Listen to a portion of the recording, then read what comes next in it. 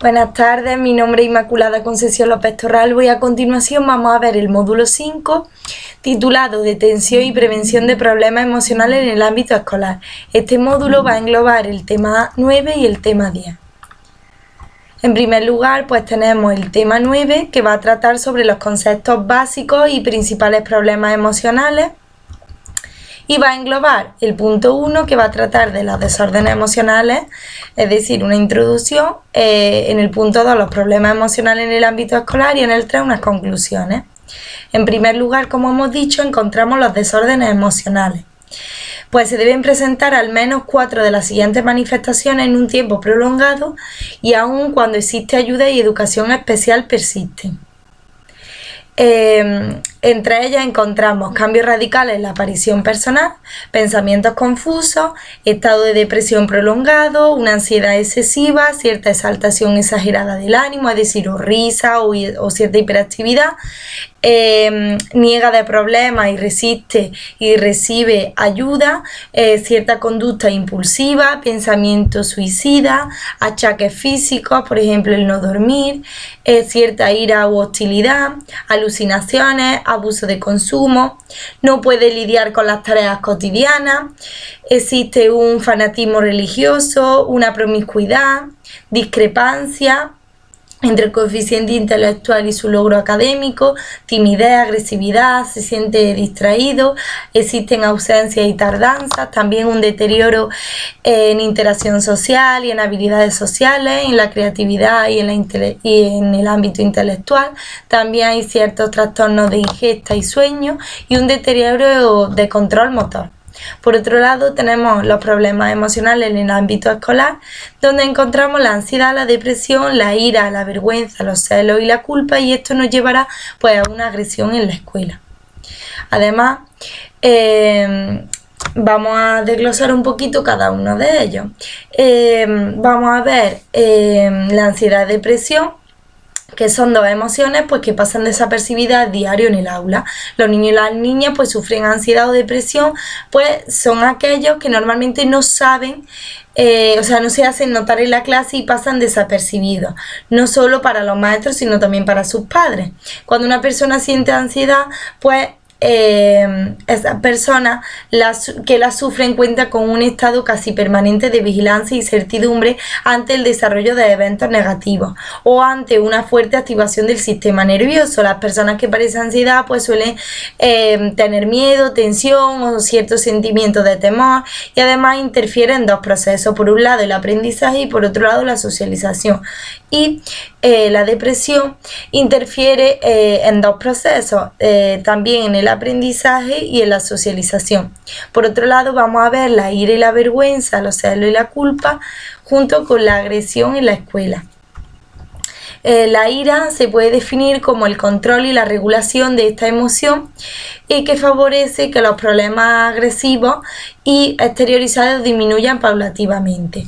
Por otro lado, tenemos la vergüenza, que en ocasiones aparece evocada a situaciones de fracaso cuando están realizando pues determinadas tareas o cuando los compañeros y compañeras les insultan, cuando se sienten excluidas. Es decir, estos alumnos pues se sienten humillados y pierden su autoestima por completo, por lo que pueden llegar a desarrollar y ejecutar conductas delictivas o actos vengativos o violentos.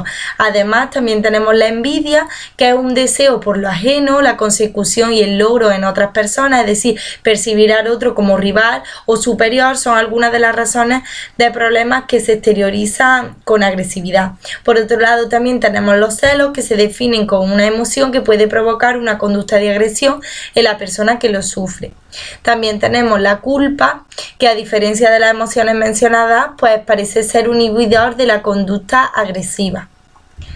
Además, existen ciertos programas de prevención para los problemas de conducta. Por un lado, pues tenemos la intervención en el ambiente, es decir, son unas estrategias que permiten el cómo establecer normas o expectativas para la conducta. También el tener un manejo instruccional en el aula y un manejo en cuanto a la disciplina y la reorganización de clases. También tenemos las intervenciones en el alumno, es decir, un entrenamiento en el autocontrol y la competencia social, también tutoría y grupos de estudio y counseling, que el objetivo es asistir a personas que atraviesan por conflictos, crisis o que están en la búsqueda pues, de un mayor bienestar o integración personal. Pues bien, la conclusión de este tema 9 es, en primer lugar, pues la emoción, que es una forma de comunicación no verbal, también que cobra gran importancia una detención precoz, puesto que esto mejorará pues el pronóstico y los efectos de la terapia.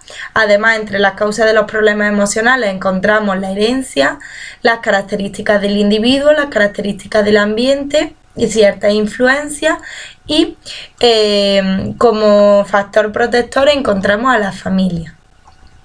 A continuación vamos a seguir con este módulo, pero ya con el tema 10, que se titula Principales factores de riesgo e indicadores para la detención de problemas emocionales, es decir, una propuesta de acciones preventivas. En este tema pues vamos a ver los principales factores de riesgo e indicador para la detención de problemas emocionales, además de una propuesta de acciones preventivas para las alteraciones en las escuelas y unas conclusiones del tema. Pues bien, en primer lugar, como hemos dicho, vamos a encontrar los principales factores de riesgo e indicador para la detención de problemas emocionales.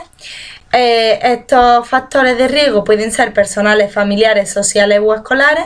Dentro de los personales pues encontramos el temperamento difícil, una baja conciencia, alta introversión, impulsividad, ineficacia, problemas de atención, hiperactividad, alta inseguridad y déficit de procesamiento. Dentro de los factores de riesgo familiares pues encontramos el desamor, el rechazo, la hostilidad, la violencia familiar, falta de control, la disensión paterna, depresión materna, problemas psiquiátricos de los padres o problemas legales. Y por otro lado tenemos los sociales o escolares, pues que estaría relacionado con una baja renta económica, la falta de recursos sociales, centro escolar grande o que haya una formación del profesorado que no sea adecuada, ausencia de control, tener una secuencia curricular, también se puede ver al entorno del centro o a la falta de normas y dificultad en el aprendizaje. Por otro lado, encontramos los indicadores observables en el aula para la detención de alteraciones emocionales, dentro de las cuales encontramos los físicos, los cognitivos y los conductuales. Dentro de los físicos encontramos pues la taquicardia, la fatiga, las náuseas, la respiración, la boca seca, tensión muscular, sudoración, enrojecimiento y dolores. Dentro de los cognitivos pues encontramos la autocrítica, la culpa, la imaginación morbosa, la no concentración, los pensamientos de contaminación, los temores, el bloqueo, las distorsiones cognitivas y también la ausencia de pensamiento alternativo. Por otro lado, dentro de las conductuales pues encontramos la evitación, el morderse las uñas, los lloros, los temblores, la inmovilidad, también los gritos, las patadas, las peleas y el hecho de romper objetos. Dentro de los indicadores de un alumno adaptado, pues dentro de sus características encontramos se siente valorado, sabe lo que quiere y cómo alcanzarlo, tiene ciertas expectativas realistas sobre sí mismo, confía en poder resolver sus problemas, además acepta, llegado el caso, de reconocer que se ha equivocado, es decir, asume su error, conoce sus debilidades, conoce además sus cualidades positivas y puntos fuertes, tiene una idea positiva de sí mismo, se siente cómodo en compañía del resto de personas, le gusta pues colaborar, aguanta bien los imprevistos, sabe controlar su enfado, distingue entre lo que puede decidir él y el cambio o lo que en cambio depende de otros, y además concentra su esfuerzo en lo que puede conseguir.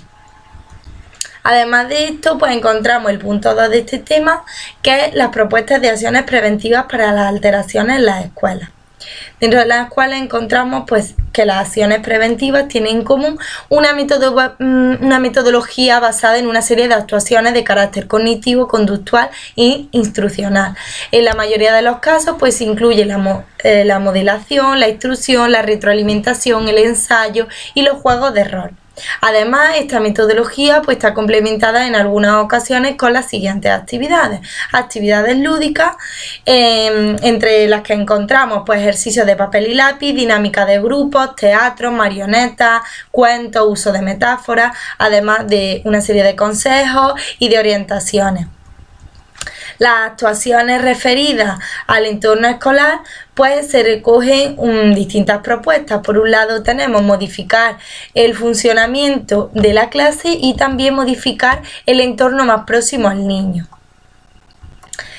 Las acciones referidas al propio sujeto pues estarían basadas en una educación emocional, es decir, conocer sus propias emociones y también que sepan reconocer las emociones de las personas que le rodean, además de tener un control emocional, es decir, capacidad para manejar de manera correcta las respuestas emocionales, concretamente en ciertas situaciones negativas.